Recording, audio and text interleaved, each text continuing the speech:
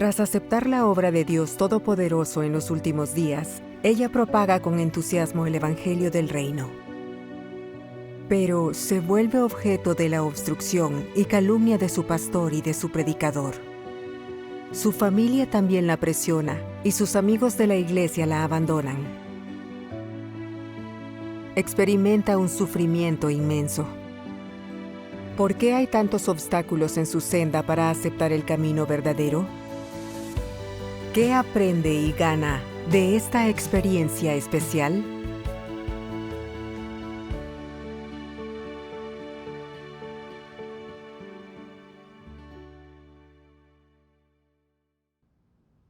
En 2008, puse mi fe en el Señor. Y después empecé a asistir a reuniones en la iglesia local. Más adelante, llegué a ser diaconisa de la iglesia. Cuando teníamos una reunión, yo siempre quería leer más de las palabras de Dios y entender mejor la voluntad de Dios. Pero con el tiempo, me di cuenta de que los sermones del pastor no me proveían. No disfrutaba de las reuniones y me sentía vacía. En junio de 2020, cuando entré al seminario para seguir estudiando, conocí en línea a la hermana García, miembro de la Iglesia de Dios Todopoderoso. Me compartió el Evangelio de Dios Todopoderoso en los últimos días y me invitó a unirme a un grupo de reunión. Gracias a Dios. Leí mucho de las palabras de Dios Todopoderoso. Vi que tenían autoridad y eran poderosas, que eran la voz de Dios. Y estuve segura de que Dios Todopoderoso es el Señor Jesús regresado, el que hemos esperado todo este tiempo. Amén. Me conmovieron mucho. Me sentí muy afortunada de poder recibir el regreso del Señor y recibir la salvación de Dios en los últimos días. Gracias a Dios. Después de eso, quise hablarles a los hermanos y hermanas del regreso del Señor lo antes posible. Sabía que Ángel era el predicador de nuestra iglesia, que era amable, responsable y a menudo nos ayudaba, por lo que acudí a él primero, con la noticia del regreso del Señor. Y compartí las palabras de Dios Todopoderoso con él, con mi entendimiento de sus palabras. Me sorprendió que Ángel me interrumpiese de inmediato, diciendo: «Eso es imposible. La Biblia es el único lugar que contiene las palabras de Dios y éstas no pueden aparecer fuera de ella. Leer contenido que no esté en la Biblia es traicionar al Señor». Contesté deprisa: «¿Cómo puede ser esto una traición al Señor? No tienes conocimiento de la obra de Dios en los últimos días, así que al menos debes investigarla para ver si las palabras de Dios Todopoderoso son la voz de Dios y entonces puedas decidir». Cierto. Pero me interrumpió de nuevo y contestó altivamente: «No es necesario. Si quieres un sermón, escúchame. Debes recordar que no leerás ningún otro libro que no sea la Biblia, ya que desviarse de la Biblia es traicionar al Señor». Estaba confundida y sorprendida por esta actitud hacia la obra de Dios en los últimos días. En el pasado siempre nos dijo que fuésemos como las vírgenes prudentes y que esperásemos al Señor o nos perderíamos su regreso. Ahora el Señor ya ha regresado. ¿Por qué no está dispuesto a buscar e investigar y hasta exige que yo no escuche las palabras de Dios Todopoderoso? ¿Acaso no quiere recibir el regreso del Señor? Simplemente no entendía por qué tenía ese tipo de actitud. También pensé en lo que dijo. La Biblia contiene todas las palabras de Dios y éstas no aparecen fuera de la Biblia. Salirse de la Biblia es traicionar al Señor. Aunque sabía que recibía al Señor al aceptar a Dios Todopoderoso y no lo traicionaba, todavía estaba confundida por lo que él dijo. Muchas personas en el mundo religioso tienen la misma creencia que Ángel. Esto es lo que a menudo impide que la gente acepte la obra de Dios Todopoderoso en los últimos días. Es cierto. ¿Cómo resolviste entonces tu confusión? Sí. Después leí unos pasajes de las palabras de Dios y escuché la comunión de los hermanos y hermanas en la Iglesia de Dios Todopoderoso y esto ayudó a resolver mi confusión. Gracias a Dios. Dios Todopoderoso dice: «Lo que consta en la Biblia es limitado e incapaz de representar la totalidad de la obra de Dios».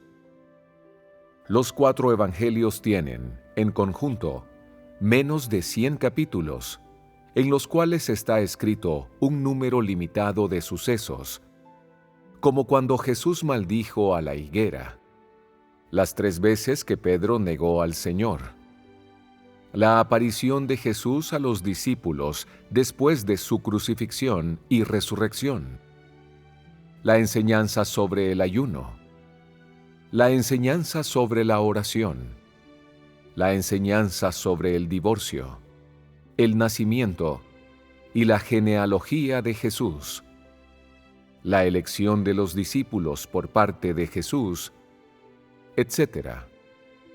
Sin embargo, el hombre los valora como tesoros, comparando, incluso, la obra actual con ellos. Incluso creen que esta es toda la obra que Jesús hizo en su vida, como si Dios solo fuera capaz de hacer algunas cosas y nada más. ¿No es esto absurdo? Después de todo, ¿quién es más grande? ¿Dios o la Biblia? ¿Por qué debe obrar Dios de acuerdo con la Biblia? ¿Podría ser que Dios no tuviera derecho a actuar más allá de la Biblia? ¿No puede apartarse Dios de la Biblia y realizar otra obra? ¿Por qué no guardaban el día de reposo Jesús y sus discípulos? Si debía practicar a la luz del día de reposo y según los mandamientos del Antiguo Testamento, ¿por qué Jesús no respetó el día de reposo después de venir, sino que, en su lugar, lavó pies, cubrió cabezas, partió pan y bebió vino? ¿No está todo esto ausente de los mandamientos del Antiguo Testamento? Si Jesús respetaba el Antiguo Testamento, ¿por qué rompió con estas doctrinas? Debería saber qué fue primero, Dios o la Biblia. Si era el Señor del día de reposo, ¿no podía ser también el Señor de la Biblia?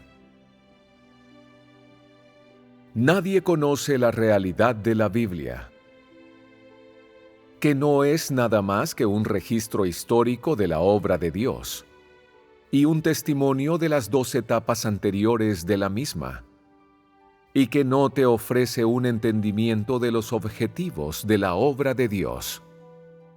Todo aquel que ha leído la Biblia sabe que documenta las 2 etapas de la obra de Dios durante la era de la ley y la era de la gracia.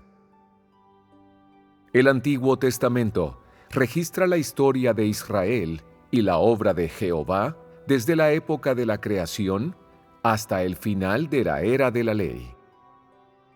El Nuevo Testamento registra la obra de Jesús en la tierra, que se encuentra en los 4 evangelios, así como la obra de Pablo.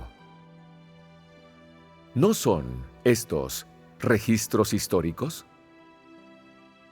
Mencionar hoy las cosas del pasado las convierte en historia, y no importa cuán verdaderas o reales puedan ser, siguen siendo historia. Y la historia no puede ocuparse del presente, porque Dios no mira atrás en la historia. Así pues, si solo entiendes la Biblia, y no entiendes nada de la obra que Dios pretende hacer hoy, y si crees en Dios, pero no buscas la obra del Espíritu Santo, entonces no entiendes lo que significa buscar a Dios. Si lees la Biblia con el fin de estudiar la historia de Israel, de investigar la historia de la creación de todos los cielos y la tierra por parte de Dios, entonces no crees en Dios. Pero hoy, como crees en Él y buscas la vida, como persigues el conocimiento de Dios y no letras y doctrinas muertas, ni un entendimiento de la historia, debes buscar la voluntad de Dios de hoy, así como la dirección de la obra del Espíritu Santo. Amén. Recuerdo que los hermanos compartieron conmigo que la Biblia es un registro histórico de la obra anterior de Dios. Es una recopilación de registros escritos de la obra de Dios. Como la gente la recopiló y editó, algunas cosas fueron seleccionadas y otras eliminadas o ignoradas. Hubiera sido imposible registrar todas las palabras y la obra de Dios en la Biblia. Es cierto. Como dijo el apóstol Juan, y hay también muchas otras cosas que Jesús hizo, que si se escribieran en detalle, pienso que ni aún el mundo mismo podría contener los libros que se escribirían. Amén. Esto demuestra que las palabras y la obra de Dios registradas en la Biblia son muy limitadas. Sí. Dios es el Señor de la creación y la fuente de la vida humana. Durante varios milenios, Dios ha obrado y hablado para proveer a la humanidad lo que necesita en una corriente infinita y guiar a la humanidad hacia adelante. Las palabras de Dios son como el agua viva que fluye sin fin. ¿Cómo podrían estar todas las palabras de Dios en la Biblia? Sí. Dios es soberano de todas las cosas. No es solo el Señor del sábado, sino el Señor de la Biblia. No solo hace su obra según la Biblia, ni está limitado por ella. Tiene completa autoridad para trascender la Biblia y hacer más obra nueva y proclamar más de sus palabras según sus propios planes y las necesidades de la humanidad. Cierto. Por ejemplo, en la era de la gracia, el Señor Jesús no hizo su obra como en el Antiguo Testamento dice que se hizo en la era de la ley. Realizó una obra más nueva y más elevada, expresando el camino del arrepentimiento, haciendo la obra de la crucifixión, redimiendo a la humanidad de sus pecados, para que la gente ya no estuviera sentenciada a muerte por la ley y pudiera seguir sobreviviendo. Es cierto. Ahora que Dios ha venido a hacer su obra en los últimos días, no repite su obra anterior como está escrita en la Biblia, sino que expresa nuevas palabras y hace obra nueva. Como profetizó el Señor Jesús, aún tengo muchas cosas que deciros, pero ahora no las podéis soportar. Pero cuando el Espíritu de verdad venga, os guiará a toda la verdad. Sí. Apocalipsis también profetiza que Dios abrirá el rollo y los 7 sellos en los últimos días. Dios no había hecho nada de esta obra. ¿Cómo pudo la gente registrar cosas que no habían sucedido todavía en la Biblia? Sí. Cierto. Eso sería imposible. En los últimos días, el Señor Jesús regresó como Dios Todopoderoso. Hace la obra del juicio, comenzando por la casa de Dios. Expresa las palabras necesarias para purificar y salvar a la humanidad, lo que permite que ésta se libere de las ataduras del pecado, se purifique, perfeccione y entre en el reino de Dios. Es cierto. Todos los que aceptan la obra de Dios en los últimos días reciben el riego y la provisión de sus palabras y asisten al banquete de bodas del Cordero. Son como dice el Apocalipsis. Estos son los que siguen al Cordero a donde quiera que va. Amén. Está claro que siguen los pasos del Cordero y no traicionan al Señor. Cierto. Entonces, esta idea de que todo lo dicho y hecho por Dios está escrito en la Biblia es una falacia y no se ajusta a las palabras de Dios ni a los hechos. Amén. Tras compartir con los hermanos y hermanas, sentí más claridad y gané discernimiento de los comentarios erróneos de Ángel. Gracias a Dios. Después fui a compartir el Evangelio con una hermana de mi iglesia original. Al enterarse Ángel, fue a perturbar a la hermana. Y para asegurarse de que otros no aceptaran el Evangelio, condenó y blasfemó a Dios Todopoderoso. Y dijo que había traicionado al Señor al unirme a otra denominación. El pastor y él difundieron rumores sobre mí en la iglesia, diciendo que había dejado de reunirme porque tenía un novio nuevo, que no tenía fe en el Señor y que los demás miembros de la iglesia debían evitarme. Estos líderes religiosos usarían cualquier medio despreciable para evitar que sus miembros investiguen el camino verdadero. Sí. Cuando la gente escuchó los rumores, me tuvieron en menor estima y empezaron a rehuirme. Algunos incluso me miraban raro, como si fuera algún tipo de depravada. Unos días después, el pastor fue a mis padres para decirles que había ido por la senda errónea y había dejado de asistir a las reuniones. Ujú. También le dijo a mi madre que me vigilase y no me dejase ir a ninguna parte. Cuando todo esto ocurrió, me sentí fatal y pensé que iba a perder la cabeza. No entendía por qué me trataban así. Solo les había dado testimonio del regreso del Señor. Y entonces se inventaron todo tipo de rumores para deshonrarme. E incluso animaron a mis padres a suprimirme. Todo esto fue como una puñalada en el corazón y me causó un dolor insoportable. Con lágrimas en los ojos oré a Dios y le pedí ayuda.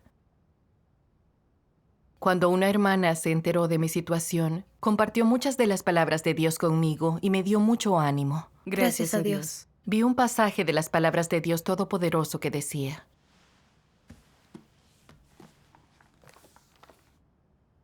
hoy día los que buscan y los que no son dos clases distintas de personas, cuyos destinos son también muy diferentes.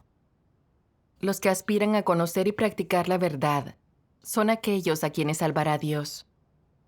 Los que no conocen el camino verdadero son demonios y enemigos. Son los descendientes del arcángel y serán destruidos.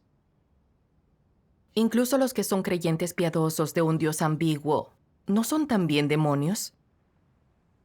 Las personas con buena conciencia, pero que no aceptan el camino verdadero, son demonios.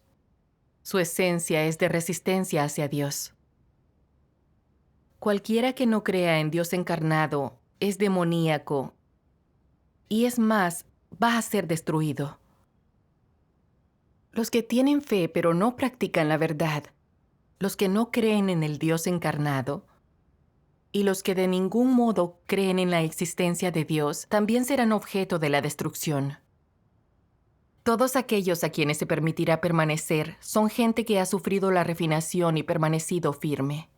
Estas son personas que verdaderamente han padecido pruebas. Cualquiera que no reconozca a Dios es un enemigo. Es decir, cualquiera que no reconoce a Dios encarnado, tanto dentro como fuera de esta corriente, es un anticristo. ¿Quién es Satanás? ¿Quiénes son los demonios? ¿Y quiénes son los enemigos de Dios?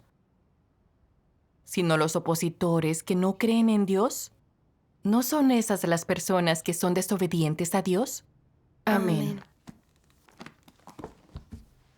Al compartir las palabras de Dios con la hermana, me di cuenta de que cuando el Señor Jesús vino a hacer su obra, los fariseos que adoraban a Jehová Dios en el templo sabían claramente que lo que el Señor Jesús decía tenía autoridad y poder. Pero no solo no buscaron e investigaron, sino que también se resistieron y lo condenaron desenfrenadamente. Y afirmaban en falso que usaba el poder de Belcebú para hacer exorcismos, blasfemaron contra el Espíritu Santo, y Dios los maldijo y castigó. Sí.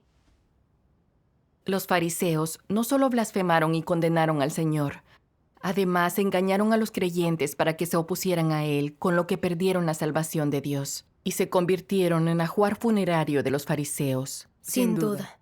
Pensé en cómo el Señor Jesús maldijo a los fariseos de aquel entonces. Ay de vosotros, escribas y fariseos hipócritas, porque cerráis el reino de los cielos delante de los hombres, pues ni vosotros entráis, ni dejáis entrar a los que están entrando.